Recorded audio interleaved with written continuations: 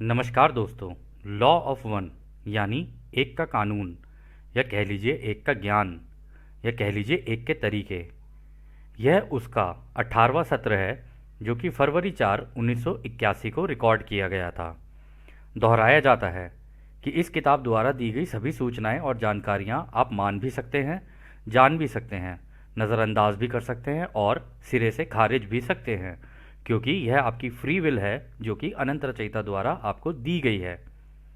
एक बात और कही जाती है कि लॉ ऑफ वन पूरी तरह से सबके लिए फ्री है। यदि कोई इकाई या व्यक्ति इसको निजी स्वार्थ के लिए इस्तेमाल करे तो वह उसकी व्यक्तिगत जिम्मेदारी होगी। एक बात और कही जाती है दोस्तों, यदि कोई व्यक्ति या इकाई इस एक के ज्ञान को दूसरों से साझा करना चाहे अपनी परिवर्तित भाषा में, तो वह कर सकता है, क्योंकि यह उसकी फ्री विल है। तो पहला सवाल डॉन करते हैं।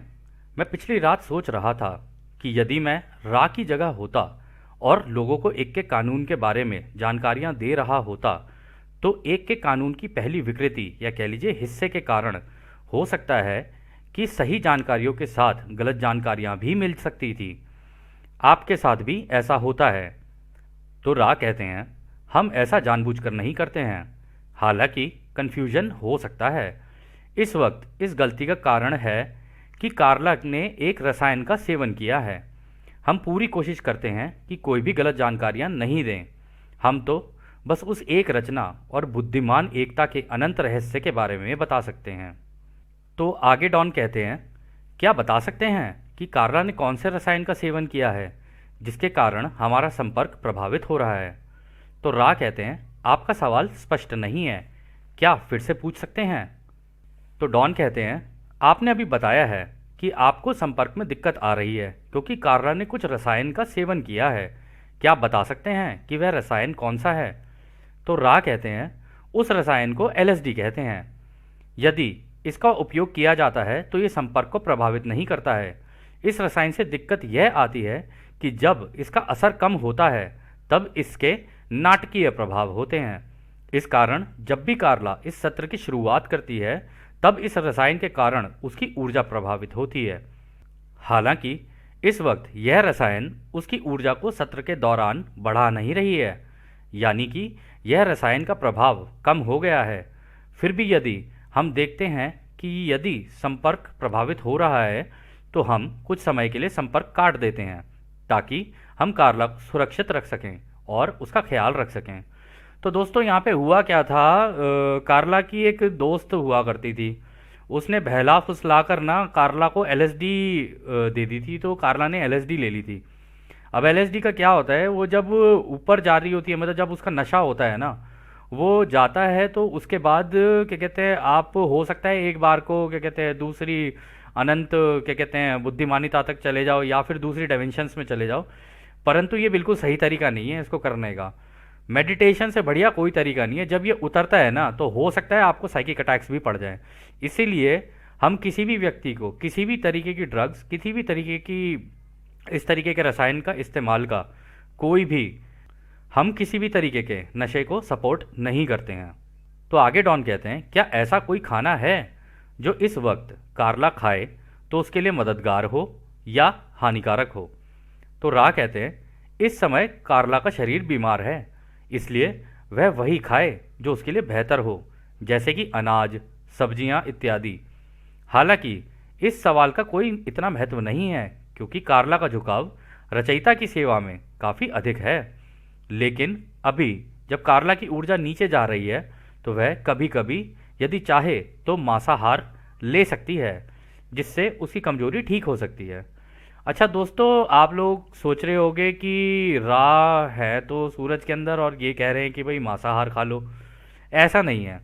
रा को पता है कि इस धरती पे हर प्रकार के लोग हैं और सबके अलग अलग खाने हैं, ठीक है। तो यदि वो आपको ये कहें कि ऐसा कर और ऐसा ना कर, या फिर ऐसा खा और ऐसा ना खा, तो इन दोनों केस में ही आपकी आज़ादी का उल्लंघन हो सकता है। लेकिन उन्होंने तरीका बता रखा है कि अगर तू वो खाना चाहती है, क्योंकि हो सकता है कार्ला खाती हो, तो यदि वो खाना चाहे तो खा सकती है। लेकिन उससे पहले उन्होंने बोला है कि अनाज और सब्जियां भी खाएगी ना तो भी उसका काम हो जाएगा। ऐसी मतलब कोई हार्ड एंड फास्ट रूल नहीं है इस चीज़ का। तो आगे डॉन कहते हैं, मेरा जिम की तरफ से एक सवाल है जो कि मैं वैसे ही पढ़ रहा हूँ। हमारी धरती में काफ़ी आध्यात्मिक परंपरा जहाँ हम सत्य की खोज करते हैं, वहाँ ऐसी मान्यता है कि हमें स्वयं को मिटाना होता है तथा भौतिक संसार को नज़रअंदाज कर देना होता है ताकि हम निर्वाण को प्राप्त कर सकें, या कह लो निर्वाणा प्राप्त कर सकें, जिसे कि प्रबोध या कह लो एनलाइटनमेंट भी कहते हैं, या कह लो प्रभुति कहते हैं। तो व्यक्तिगत स्वयं तथा हमारी सांसारिक गतिविधियों की भूमिका क्या है जो एक इकाई के विकास में सहायक हो ताकि वह एक के कानून में आगे बढ़े। तो दोस्तों यहाँ पे डॉन पूछ रहे हैं कि हमने जैसे अपने अपने धर्मों में हम सबने सुना होता है कि भाई ये घर परिवार छोड़ो, एक कोना पकड़ लो, उसके अंदर बैठ के अपना मेडिटेशन करते रहो और उससे तुम्हें जो है निर्वाण प्राप्त हो जाएगा, या कह लो मतलब प्रभुति हो जाएगी, या कह लो समाधि में बैठ जाओ। तो उस तरीके से आगे निकला जा सकता है। तो वो एक मेथड है, बट ऐसा नहीं कि केवल वो ही एक मेथड है। तो यहाँ पे उसी के बारे में पूछा कि क्या किसी व्यक्ति को ऐसे घर वर छोड़ के और फिर अलग निकल जाना चाहिए और फिर इस काम को करना चाहिए। तो राय इसका जवाब देते हैं, इस घनत्वता में किसी भी इकाई की भूमिका यह होती है कि जिसकी उसे इच्छा होती है उन सारी चीज़ों का वो अनुभव ले, फिर उसका विश्लेषण यानी एनालिसिस करे, उससे समझे और अपने अनुभवों को स्वीकार करे, फिर उसे अपने अंदर के प्रेम प्रकाश से शुद्ध यानी डिस्टिलिंग करे। किसी पर भी काबू नहीं पाना होता है, जिसकी ज़रूरत नहीं होती है वह अपने आप छूट जाता है। तो दोस्तों यहाँ पर देखो रा ने कितनी सुंदर बात कही है। रा ने कहा है कि ये जो घनत्वता है ना हमारी, इसके अंदर हमारे को एक्सपीरियंसेस अनुभव लेने हैं, जितने तरीके के ले सको उतने तरीके के ले लो। और देखो जो अनुभव आपको अच्छा नहीं लगेगा वो छूट जाएगा, जो अच्छा लगेगा वो आप करने लग जाओगे। परंतु किसी भी अनुभव को बार बार करने से ना होता क्या है कि वो उसमें रेपिटेशन आ जाती है। अब रेपिटेशन आती रहेगी ना तो एक वक्त के बाद जाने के बाद इंसान बोर होने लग जाता है उससे। तो इसलिए कहते हैं कि जितने ज़्यादा अनुभव ले सको ना, जितने तरीके के अनुभव ले सको, उससे आपकी मतलब आपका जो ओवरऑल जो प्रगति है ना वो ज़्यादा तेज़ी से होगी, रादर देन ये कि आप किसी कोने में बैठ जाओ और ये करो। वो भी एक तरीका है, ये नहीं है कि वो कोई तरीका गलत है, वो भी एक तरीका है। पर जैसा कि राह कह रहे हैं, इस घनत्वता में तो अनुभव लेने होते हैं। जितने ज़्यादा ले सको उतने ले लो, जितने अलग अलग तरीके के ले सको उतने ले लो, और जितने सुंदर अच्छे ले सको उतने ले लो। तो आगे राह कहते हैं, इच्छाओं के विश्लेषण के कारण ही झुकाव होता है। इन इच्छाओं का झुकाव सचेत रूप से अधिक प्रेम प्रकाश की ओर होता है, क्योंकि इकाई शुद्ध अनुभव में स्वयं को प्रस्तुत करती है। इसी इच्छा के कारण आप में संतुलन आता है। तो देखो दोस्तों, दोबारा यहाँ पे राने कह दिया है कि जैसे जैसे तुम अनुभव लेते जाओगे ना, वैसे वैसे तुम्हें पता चलता जाएगा कि तुम्हें क्या अच्छा लग रहा है क्या नहीं अच्छा लग रहा है। बस ये दो चीज़ें होती हैं, क्या अच्छा है क्या नहीं है अच्छा, बस सही गलत नहीं, अच्छा क्या लग रहा है और बुरा क्या लग रहा है, बस ये चलता रहता है। और उसी में से फिर आपका एक झुकाव बनना शुरू होता है कि आपको किस तरीके की चीज़ें पसंद है। अब हो सकता है किसी को अध्यात्म पसंद हो, किसी को अध्यात्म पसंद ही ना हो, क्रिकेट पसंद हो, किसी को फुटबॉल पसंद हो, किसी को ऑफिस से आने का टीवी ही देखे जा रहा है वो, उसको वो पसंद हो। लेकिन जो वो करता जाएगा ना, उससे उसका झुकाव पैदा होता चला जाएगा, और जैसा उसका झुकाव पैदा होता चला जाएगा वो उसके कर्म में आ जाएगा। और उसी से ही उसको संतुलन बनाना होता है कि क्या अच्छा लग रहा है और क्या अच्छा नहीं लग रहा है, और जो अच्छा लग रहा है उसका भी उल्टा देखना, और जो अच्छा नहीं लग रहा है उसका भी उल्टा देखना, तब संतुलन बनना शुरू होता है। फिर आगे राह कहते हैं, हमने पाया है कि किसी भी तरह की इच्छा का ज़रूरत से ज़्यादा झुकाव होने से संतुलन बिगड़ जाता है। यह संतुलन को बनाए रखने का एक तरीका यह भी है कि जो भी कार्य आप करें उसे करने से पहले यह ज़रूर सोचें कि यह करने से दूसरों की आज़ादी का उल्लंघन तो नहीं हो रहा है।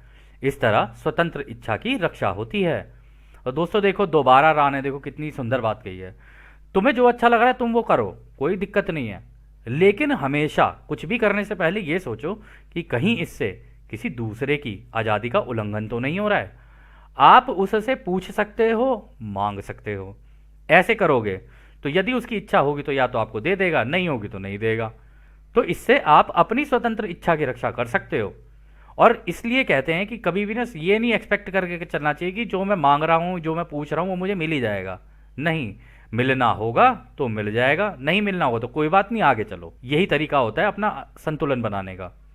फिर आगे राह कहते हैं, किसी भी चीज़ पर काबू पाना नासमझी होती है, क्योंकि काबू पाना एक असंतुलित क्रिया है जिससे कि आगे चलकर हर वक्त संतुलन बनाने में कठिनाइयां पैदा हो सकती हैं। इस प्रकार जब आप ऐसा वातावरण बना देते हैं जिसमें संतुलन हो, तो यह आपकी ज़िंदगी के फैसले को आसान बना देता है। शुरू में मुश्किलें होती हैं, परंतु बाद में यह ऐसा हो जाता है जैसे कि आप इसमें निपुण या कह लीजिए एक्सपर्ट हो गए हों। तो देखो वही दोबारा बात राह ने बोली, देखो संतुलन जो है ना, दूसरों पे कब्जा पाने की कोशिश करोगे या किसी भी इवन किसी स्थिति पे भी कब्जा पाने की कोशिश करोगे ना, क्योंकि हमारी आदत होती है कि हम चीज़ों को कंट्रोल में रखें, ये भी कंट्रोल में हो वो भी कंट्रोल में हो, और जब मान लो आप किसी चीज़ पे कंट्रोल करते हो, कंट्रोल जाने लगता है ना, तो आपके अंदर आने लग जाती है इनसिक्योरिटीज़, यानी आपको डर लगने लग जाएगा कि ओ मेरे हाथ से कहीं ये छिन ना जाए। तो वो छिनने के डर की वजह से ना अंदर डर पैदा होना शुरू होता है, जिसकी वजह से असंतुलन बनना शुरू हो जाता है। तो यदि आप पहले ही सोच के चलो कि ये मेरा नहीं है, सब कुछ रचयिता का बनाया हुआ है, बस इसमें मुझे संतुलन बना के अपनी चीज़ें जो मुझे अच्छी लग रही हैं वो करनी है बिना दूसरों की आज़ादी का उल्लंघन किए, तो आप निकल जाओगे, तब आप इसमें निपुण हो जाओगे। शुरू में सबको दिक्कतें आती हैं दोस्तों, हमें भी आई थी और आज भी सीख ही रहे हैं। ऐसा नहीं है कि हम लोग बहुत एक्सपर्ट हो गए इसमें, लेकिन अब हमें ये समझ में आ गया कि दूसरों की आज़ादी का उल्लंघन नहीं करना है, और इसमें एक्सपर्ट हो गए धीरे धीरे धीरे धीरे। जहाँ गलती होती है हमें पता चलता जाता है कि हाँ यहाँ यहाँ हम गलतियाँ कर रहे हैं, तो धीरे धीरे धीरे धीरे करने से फिर धीरे धीरे व्यक्ति एक्सपर्ट होता है।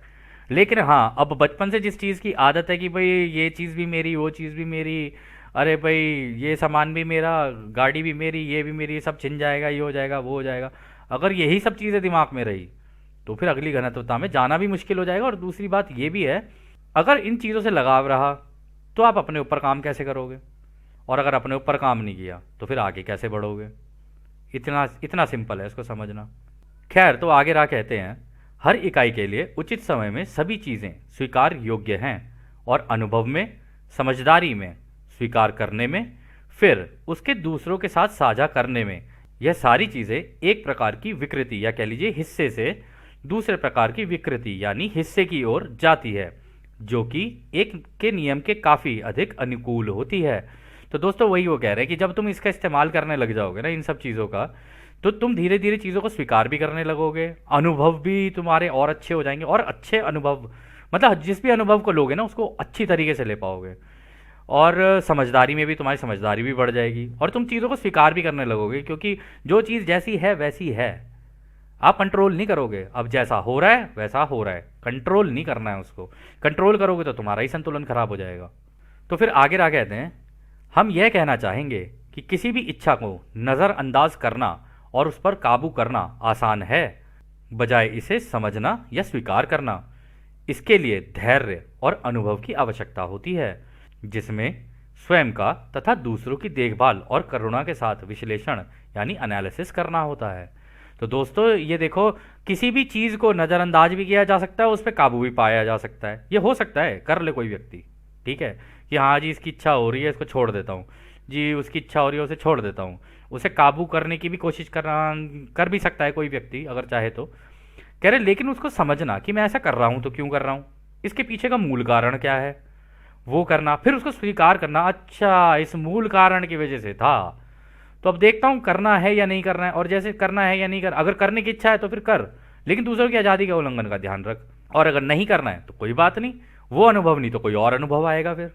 और वो कह रहे हैं आगे, इसके लिए धीरज और अनुभव की आवश्यकता होती है। धीरज वास्तविकता में जो लोग मेडिटेशन करते हैं ना उनके अंदर धीरज धीरे धीरे आ ही जाता है, अपने आप ही आ जाता है, ठीक है। और रही बात अनुभव की, जैसे जैसे आप अनुभव लेते चले जाओगे अनुभव भी धीरे धीरे आते चले जाएंगे आपके पास। आप जैसे जैसी चीज़ें मांगते जाओगे अपनी ध्यान अवस्था में वैसी वैसी चीज़ें आपको मिलती चली जाएंगी, और वैसे वैसे अनुभव भी आपको होने शुरू हो जाएंगे। और इसमें दूसरों की देखभाल यानी दूसरों का ध्यान रखकर और उनसे प्रेम और प्यार से करुणा के साथ इस बात को एनालिसिस करना कि हाँ इसमें प्रेम कहाँ है, हर चीज़ में प्रेम कहाँ है। अगर ऐसे ढूंढे कोई तो रचयिता की तरफ निकल जाएगा, वरना थोड़ी सी दिक्कतें आ सकती हैं, परंतु ऐसा नहीं है, ये किया नहीं जा सकता, आसान है करना, मुश्किल नहीं है। बस अपने ऊपर ध्यान रखना है, दूसरे पर नहीं, दूसरे की बस आज़ादी का ध्यान रखना है। तो अगला सवाल डॉन करते हैं, मैं यह कहना चाहता हूँ कि किसी भी दूसरी इकाई या व्यक्ति की स्वतंत्र इच्छा का उल्लंघन एक के कानून के अंतर्गत बिल्कुल भी नहीं करना चाहिए। क्या आप इसके अलावा किसी और नियम के बारे में बता सकते हैं जिससे कि नहीं तोड़ना चाहिए? तो रा कहते हैं, जब कोई स्वतंत्र इच्छा को जानने की तरफ आगे बढ़ता है उस समय उसके अंदर बुद्धिमान ऊर्जा बनती है, उसे अपनी बुद्धिमानी से संतुलित करना होता है। ये भी देखना होता है कि उसका कर्म, उसके वातावरण तथा वह चीज़ जो प्रकृति है तथा वह चीज़ जो मानव निर्मित है वहाँ किसी भी तरह से आज़ादी का उल्लंघन तो नहीं हो रहा है। तो दोस्तों यहाँ पे वो कह रहे हैं कि जब कोई व्यक्ति दूसरों की आज़ादी का ध्यान रखने लग जाता है ना, तो उसके अंदर ऑटोमेटिकली रचयिता की बुद्धिमानी आने लग जाती है, क्योंकि रचयिता कभी भी किसी की आज़ादी का उल्लंघन नहीं करते। वो ये देखते हैं इसे चाहिए क्या, इसे जो चाहिए ना इसे कर लेने दो, जब ये कर लेगा ना तो उसके बाद आएगा तो मेरे पास ही, ठीक है। फिर अब ये दोबारा रिपीट करेगा, या तो पीछे चला जाएगा या रिपीट करेगा, यही कर सकता है, इससे ज़्यादा तो कुछ नहीं कर सकता। या तो क्लास में फेल हो जाएगा, ठीक है, फेल हो गया तो क्लास रिपीट करेगा, बाकी बच्चे आगे चले जाएंगे, ठीक है, यही हो सकता है इसके साथ ज़्यादा से ज़्यादा। और ये क्या मांग रहा है उसको वही दिया जा सकता है, ऐसा नहीं कि जो वो नहीं मांग रहा और अपनी बुद्धि का इस्तेमाल करे चले जा रहा है और रचयिता की बुद्धि से जानने की कोशिश नहीं कर रहा है कि रचयिता क्या चाहते हैं या फिर रचयिता की बुद्धिमानी कैसे काम करती है। उसके हिसाब से अगर काम करेगा ना तो चांसेस कम है कि उससे गलतियां कम हों, मतलब गलतियां हों, ऐसे बहुत कम चांसेस हैं उससे हों। तो वो कह रहे हैं कि तब और दोनों चीज़ें ये भी देखनी चाहिए कि जो भी वो कर रहा है क्या उसका असर उसके वातावरण जो कि प्राकृतिक चीज़ें हैं और जो कि मानव निर्मित चीज़ें हैं, मतलब इंसानों के द्वारा बनाई गई, कह रहे हैं उसमें भी तो कहीं किसी की आज़ादी का उल्लंघन तो नहीं हो रहा है। अगर ऐसा है तो फिर कहीं ना कहीं दिक्कत है। फिर वो आगे कहते हैं, इस प्रकार उन विकृतियों या हिस्सों से बचना है जिसमें ऊर्जा का फोकस प्रेम प्रकाश की तरफ ना हो। इसमें लोगों के प्राकृतिक वातावरण की जरूरत को जानने की कमी, दूसरों की आवश्यकता को जानने की कमी भी शामिल है। यह कई मानव निर्मित परिसर की विभिन्न विकृति के कारण है, जिसमें उस इकाई की बुद्धिमानी और जागरूकता ने उपलब्ध ऊर्जाओं का प्रयोग करने का एक तरीका चुना है। तो दोस्तों देखो यहाँ पे पता क्या कह रहे हैं, वो ये कह रहे हैं कि देखो इन चीज़ों से बचना है कि भाई तुम दूसरों की, पहली बात तो ये तुम दूसरों की आज़ादी का उल्लंघन मत करो, दूसरा रचयिता के प्रेम और रोशनी में की तरफ जाना है तुम्हें, ठीक है, ये और वो भी तुम्हारी इच्छा है, जाना है नहीं जाना है, नहीं जाना तो कोई बात नहीं, जैसे चल रही है वैसे चलने दो, 26,000 साल की साइकिल आएगी, कर लेना रिपीट, धीरे धीरे धीरे धीरे आते रहना, जिनको निकलना होगा वो निकल जाएंगे, ऐसे ही तो होगा। तो फिर वो आगे कहते हैं, इसमें प्रकृति के वातावरण की जरूरत को जानने की कमी, मतलब अगर आपने अपने वातावरण को भी नहीं समझा और दूसरों की इच्छा क्या है, आवश्यकता क्या है, ये भी जाननी है। ऐसे नहीं कि हमारा, देखो दोस्तों होता क्या है ना, हमारा, हम दिल के बहुत अच्छे लोग होते हैं सारे के सारे, हमें नहीं लगता कि कोई भी व्यक्ति दिल का बुरा है, लेकिन उसको ये लगता है कि सामने वाले को ये चाहिए, लेकिन ये गलत तरीका है इस चीज़ को करने का। जब तक सामने वाला मुंह से बोल के मांगे नहीं तब तक उसको देने का कोई फ़ायदा नहीं, क्योंकि हो सकता है वो उस चीज़ को ले, हो सकता है वो उस चीज़ को ना ले। अगर ना ले तो आपकी ऊर्जा व्यर्थ गई, अगर ले तो फिर एक तुक्का सा हो जाता है कि हाँ लग गया तो ठीक, नहीं लगा तो कोई बात नहीं। तो सोचना है कि हाँ यार ये ना बिल्कुल इस हिसाब से करना है, जब ये मांगेगा तो इसको मिल जाएगा इस तरीके से। और वो पता चल जाता है, जब एक दूसरे को जानने की कोशिश करते हैं ना तो धीरे धीरे पता चल जाता है कि हाँ अगर ये कुछ मांग रहा है तो इसको दे दो, अगर, और जब मांगे तो फिर मना मत करो, अगर तुम्हारे पास कोई चीज़ है तो तब तो उसको दो, तभी तो सेवा होगी, अदरवाइज सेवा कैसे होगी। और इसमें वो ये भी कह रहे हैं कि मानव निर्मित काफ़ी सारी चीज़ें हैं, अब जैसे कहीं हो गया टीवी फ़ोन ये वो दुनिया भर की सारी चीज़ें हो गई। अब आपने नोटिस भी किया होगा, हम लोगों की आदत होती है कि हमें जो चीज़ पसंद है ना वो फट से फॉरवर्ड कर देते हैं हम सामने वाले को। सुबह हुई नहीं, ले गुड मॉर्निंग का मैसेज, दिन में गुड आफ्टरनून का मैसेज, शाम को गुड इवनिंग का मैसेज, और रात में अगला सोने जा रहा है ले गुड नाइट का मैसेज, वो सोने के लिए जा रहा है यहाँ से गुड नाइट का मैसेज। तो इसमें होता क्या है ना, हमें पता नहीं चलता लेकिन दूसरे की आज़ादी का उल्लंघन हो रहा होता है। आपने नोटिस भी किया होगा कुछ वक्त के बाद ना वो व्यक्ति उसके जवाब ही देना बंद कर देता है। वो इसलिए जवाब देना बंद कर देता है क्योंकि फिर वो कहता है यार इसने तो हद ही मचा दी है, कभी ये कभी ये कभी ये कभी ये, रुक ही नहीं रहा है, अपने ऊपर इसका कोई संतुलन ही नहीं है। इस वजह से वहाँ पे दिक्कत आ जाती है। तो आप किसी से ये बोल सकते हो, जैसे हमने कहा कि रचयिता ने का तरीका क्या है काम करने का, आप किसी सामने वाले से बात करके उससे किसी तरीके से पूछ सकते हो कि क्या तुम्हें ये चीज़ पता है। अगर उसने कहा नहीं पता है तब उसे दे सकते हो, और वो भी धीरे धीरे करके। एकदम से किसी के ऊपर सब कुछ डाल दिया तो वो बेचारा वहीं ढेर हो जाएगा, वो नहीं कर पाएगा। और ये हमने दोस्तों व्यक्तिगत करके देखा है, इसलिए आप लोगों को बता रहे हैं। हमारी मतलब व्यक्तिगत ही हम लोगों को ये पता चला कि यदि किसी को कोई जानकारी चाहिए तो एकदम से पूरी उठा के मत दो, उसे धीरे धीरे दो, धीरे धीरे दो। अगर आपने एकदम से उठा के दे दी उससे डाइजेस्ट ही नहीं होगी, और जब उससे डाइजेस्ट नहीं होगी वो या तो वो उसे छोड़ देगा या वो नज़रअंदाज करके इधर उधर हो जाएगा, उसमें उसी का नुकसान हो जाएगा। आप करना तो उसका अच्छा चाहते हो लेकिन हो जाएगा उसका नुकसान, इसलिए थोड़ा सा ध्यान से चलना पड़ता है संतुलन बना के। तो आगे राह कहते हैं, इस प्रकार एक इकाई के साथ जो अनुचित है वह दूसरों के लिए उचित भी हो सकता है। हम यह सुझाव देते हैं कि दूसरों को भी खुद की तरह जानने की कोशिश करना है और इस प्रकार वह क्रिया कर सकते हैं जिसकी आवश्यकता दूसरों को होती है। दूसरों की बुद्धिमानिता और जागरूकता द्वारा यह किया जाता है। कई मामले में इसमें स्वतंत्र इच्छा की विकृति का उल्लंघन करना शामिल नहीं है। हालांकि यह सेवा एक नाजुक मामला है और करुणा, संवेदनशीलता और सहानुभूति की क्षमता मानव निर्मित बुद्धिमानी और जागरूकता की विकृति से बचने में सहायक है। तो दोस्तों देखो, यहाँ पर भी उन्होंने कह दिया कि एक चीज़ जो किसी के लिए सही हो, किसी के लिए गलत भी हो सकती है। हो सकता है आपके लिए सही हो वो चीज़, लेकिन दूसरे के लिए भी तो गलत भी तो हो सकती है। या हो सकता है आपके लिए जो चीज़ गलत हो दूसरे के लिए सही हो। तो इसमें तो आप जज बन रहे हो ना। आप जज थोड़ी ना हो, जज तो रचयिता है। रचयिता भी जज नहीं है। रचयिता तो एल्गोरिदम लगा रखी है कि तुम इधर इस साइड में चले जाओ, या वो खुद की सेवा वाले रास्ते पे चले जाओ, या दूसरों की सेवा वाले रास्ते पे चले जाओ। अंत में मिलोगे सारे आके मुझसे, कोई लेट आएगा कोई जल्दी आएगा, बस यही है। और फिर वो ये कहते हैं कि दूसरे को हमेशा खुद की तरह जानने की कोशिश करो। कहने का मतलब उसके जूते में पैर रख के सोचो एक बार कि अगर मैं इसकी जगह होता तो मैं कैसा महसूस कर रहा होता। तो अगर ये पता हो जाता कि हाँ इसकी जगह पे मैं होता तो मैं ऐसा महसूस करता, तब आपसे चांसेस कम है कि कोई गलतियां हो जाए, बहुत ही कम होता है। वो कह रहे हैं ना कि इसमें क्या कहते हैं, स्वतंत्र इच्छा की विकृति का उल्लंघन करना शामिल नहीं है। तो इसीलिए क्योंकि तुम जब ऐसे सोचने लग जाते हो तो फिर दूसरों की आज़ादी का उल्लंघन कम ही होता है। आदत तो खैर बचपन से हम लोगों को है कि दूसरों की आज़ादी का उल्लंघन करें, लेकिन वो इसलिए था क्योंकि तब तक ज्ञान नहीं था। अब तो ज्ञान है ना आपके सामने, एटलीस्ट वो तो किया जा सकता है कि प्रैक्टिस तो किया जा सकता है। एक की सेवा कर देना सबकी सेवा कर देना होता है। ये ज़रूरी नहीं कि सभी की सेवा करने के लिए निकलो, लेकिन एक की करो, लेकिन ढंग से करो, बस इतना होता है। और फिर वो आगे कहते हैं कि ये दूसरों की सेवा का जो काम है ना, वो बड़ा नाजुक मामला है। मतलब इसमें बहुत ज़्यादा कंपैशन और दूसरे के लिए की सहानुभूति और जो इंसान का जैसा दिमाग होता है ना, उन सब चीज़ों के अंदर जितने भी इतने डिवीजन और विभाजन है ना, उनसे बचते हुए करना है। ये डिवीजन के अंदर नहीं होना चाहिए ये। तो आगे रहा कहते हैं, क्षेत्रीय कार्य क्षेत्र जिसे समाज कहते हैं ऐसा कार्य क्षेत्र है जिसे देखभाल की कोई आवश्यकता नहीं है, क्योंकि यह विशेष ग्रह में लोगों का विशेष सम्मान कर्तव्य है जो कि अपनी स्वतंत्र इच्छा के अनुसार समाज की सहायता करने के लिए प्रयास करते हैं। तो देखो दोस्तों, यहाँ पर भी कह दिया कि ऐसा नहीं है तुम्हें पूरे समाज के लिए सोचना है, तुम किसी एक के लिए भी सोचोगे ना तो भी हो जाएगा। लेकिन ये सम्मान और कर्तव्य की बात होती है कि कोई अपनी इच्छा का इस्तेमाल करते हुए दूसरों के लिए कार्य करे, ठीक है। और दूसरों के लिए अगर कार्य कर रहा है तो जब दूसरों के लिए कार्य करना निकलेगा ना, तो धीरे धीरे उसका भी अपना एक समाज बनना शुरू हो जाएगा, क्योंकि वो एक की करेगा, वो दूसरों की करेगा, वो तीसरे की करेगा। ऐसे करते करते करते एक समाज बन जाता है जिसे सोशल मेमोरी कॉम्प्लेक्स बोलते हैं। तो इसमें जैसे कि अब हम लोग लॉ ऑफ वन है, ठीक है, लॉ ऑफ वन का ही उदाहरण लेके चल लेते हैं। जब हम लोग लॉ ऑफ वन 8 साल पहले कर रहे थे, हमें नहीं पता था कि हम लोग इतने लोगों से मिल पाएंगे, ठीक है। और अब तो पता नहीं कितने लोगों से मिल लिए हम लोग, और कितने लोगों से जान पहचान भी हुई, कितने नए नए तरीके के लोगों को जाना। आज की डेट में वो लोग अपनी अपनी चीज़ें कर रहे हैं, लॉ ऑफ वन भी कर रहे हैं, सब कुछ कर रहे हैं। उनका खुद का छोटे छोटे छोटे छोटे समाज बने हैं सबके।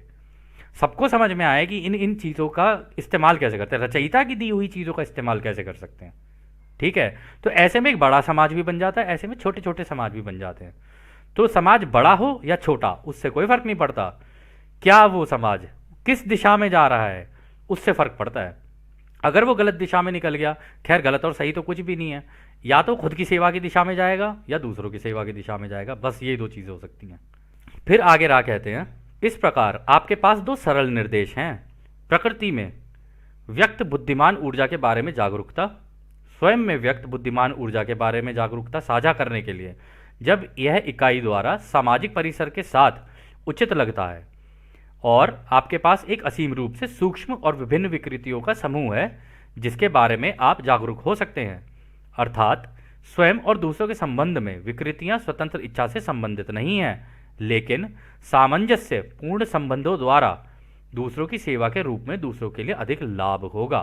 तो वो कह रहे कि देखो, इसलिए इसमें दो तरीके होते हैं कि एक तो ये कि प्रकृति के अंदर जो बनी हुई है ऊर्जा, बुद्धिमान ऊर्जा, मतलब पेड़ पौधे अपनी इच्छा से उग रहे हैं, नदी अपनी इच्छा से चल रही है, बर्फ अपनी इच्छा से गिर रही है, सारी चीज़ें अपनी अपनी इच्छाओं से हो रही हैं, ठीक है। और इसी तरीके से अपने ऊपर भी देखना कि हाँ भाई मेरी भी कुछ इच्छाएं हैं।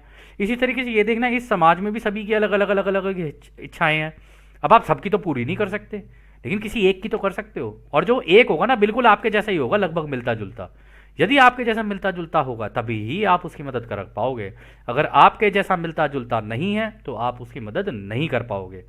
और इसका दुख भी होता है हर व्यक्ति को, प्रत्येक व्यक्ति के अंदर दुख भी आता है कि यार मैं तो अपने, क्योंकि हम लोगों से पूछा था कई लोगों ने, हम तो अपने अपने लोगों की ही, अपने परिवार की भी करना चाह रहे हैं, ये हो रहा है वो हो रहा है, तो हम क्या करें, वो तो हमारी सुनते ही नहीं है। उसका कारण था कि पहले ही लेवल पे उनकी आज़ादी का उल्लंघन कर दिया गया, कि सीधा ही उठा के एक का ज्ञान उनको दे दिया गया कि ऐसे हो जाएगा, वैसे हो जाएगा, ये हो जाएगा, वो हो जाएगा। किसी को डराना भी उसकी आज़ादी का उल्लंघन है। किसी भी तरीके से किसी को डराया जाना उसकी आज़ादी का उल्लंघन है। तो डराओ मत, प्यार से उसे बता दो। अब वो डरे या ना डरे वो उसकी इच्छा है, लेकिन सीधी सी बात है कि आप अपनों की भी अगर मदद कर रहे हो ना तो उनसे भी पूछ पूछ के ही कर सकते हो आप, ये नहीं कि आप उनकी आज़ादी का उल्लंघन कर दो। और आपके समाज में जितने लोग हैं ना उनसे भी पूछ पूछ के ही करो। जनरली ये होता है, देखो दोस्तों, हमने भी देखा है कि जो व्यक्ति पूछ पूछ के काम कर रहे होते हैं ना, उनको ये सोचा जाता है कि हाँ इसको तो कुछ आता ही नहीं है, हाँ इसको तो कुछ आता नहीं है। ऐसा नहीं कि उसको कुछ नहीं आता है। अगर अनुभव के लेवल पे देखा जाए ना तो उसको आपसे ज़्यादा आता है, क्योंकि वो पूछे ही जा रहा है, पूछे ही जा रहा है, पूछे ही जा रहा है, सवाल उसके पास बहुत हैं। और जिसके पास सवाल ही नहीं है इसका मतलब अज्ञानता में है, इसका मतलब सीखने की इच्छा नहीं है उसके अंदर।